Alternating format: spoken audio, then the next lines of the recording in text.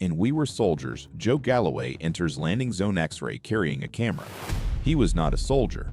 He was a 24-year-old civilian reporter for United Press International, and he had arrived in Vietnam to record what American troops were experiencing.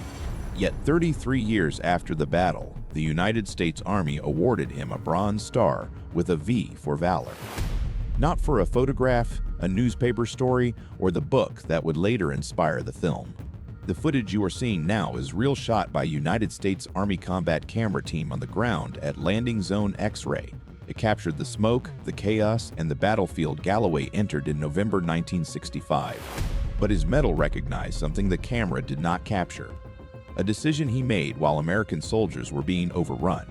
Friendly napalm had fallen inside their own perimeter, and one badly wounded man was still alive near the fire. For a reporter, the job was supposed to be simple: witness what happened and survive long enough to tell the world. But at Landing Zone X-ray, Joe Galloway reached a moment when witnessing was no longer enough. Galloway had turned 24 only one day before flying into X-ray. He had spent his birthday in a foxhole beneath a tea bush, carrying an M16 and a bag of ammunition. Weeks earlier, at the besieged Special Forces camp at Plymouth, Major Charlie Beckwith had told him that there was no such thing as a civilian non-combatant in those mountains.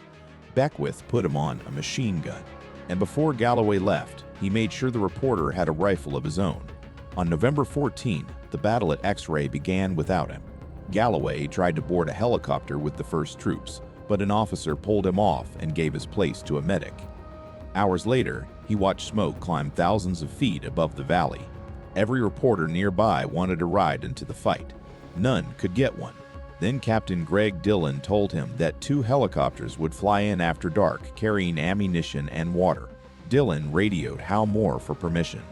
Moore's answer was blunt: if the reporter was crazy enough to come in, bring him.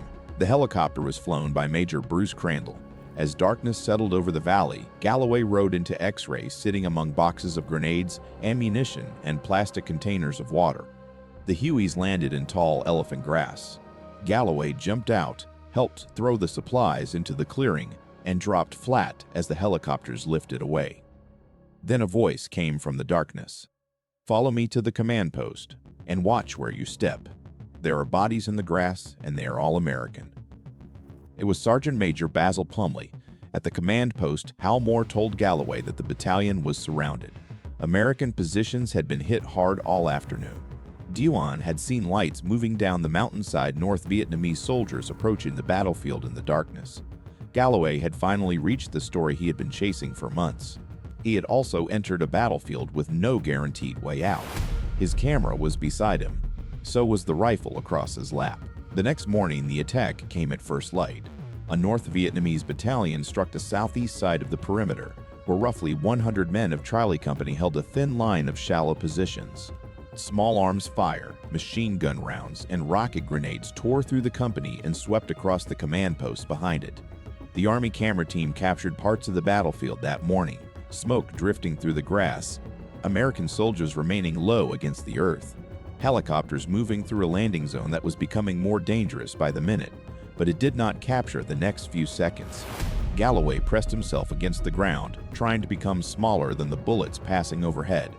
Then something struck him in the ribs. It was Sergeant Major Basil Plumley's boot. The Sergeant Major looked down and shouted that Galloway could not take photographs while lying on the ground. Galloway stood up.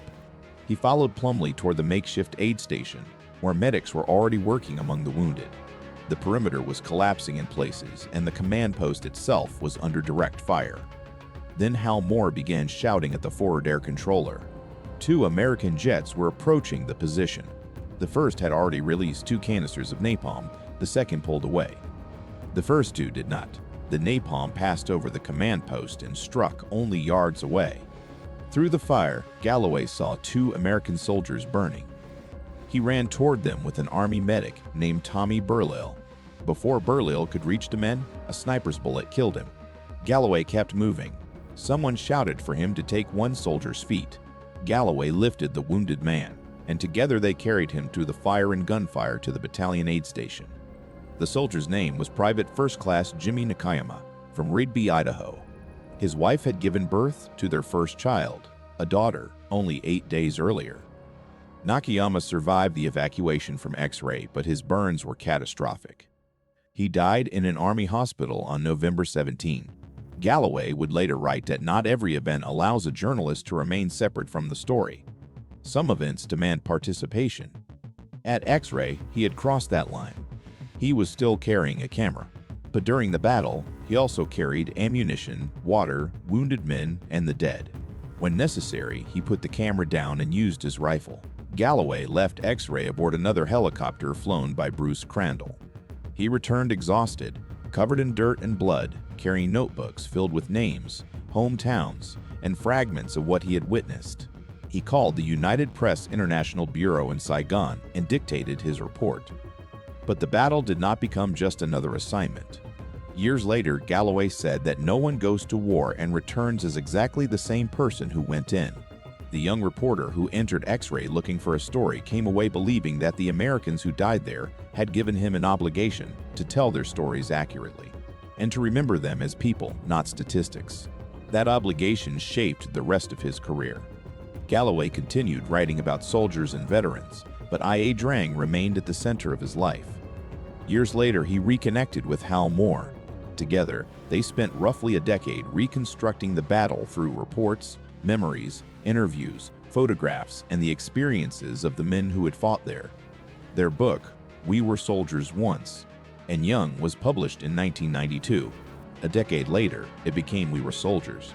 The reporter who had entered X-ray looking for an exclusive had helped preserve one of the defining American stories of the Vietnam War.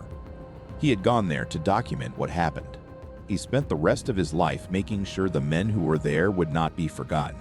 But the Army had not forgotten what he did before the books and the film. On May 1, 1998, Joe Galloway received the Bronze Star Medal with a V device for Valor. The award recognized his actions on November 15, 1965, moving under heavy enemy fire and helping carry a badly wounded American soldier to safety.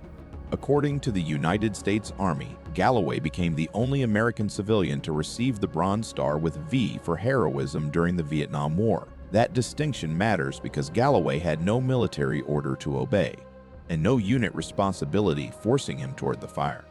He went because a man needed help. In We Were Soldiers, Joe Galloway is remembered as the reporter with the camera. The real Galloway was more difficult to define. He was a witness who sometimes carried a rifle, a civilian who stood beside soldiers, and a reporter who entered Ia Drang to record history, only to discover that history sometimes demands a choice. For a few seconds inside the fire at X-ray, he stopped documenting courage. He practiced it.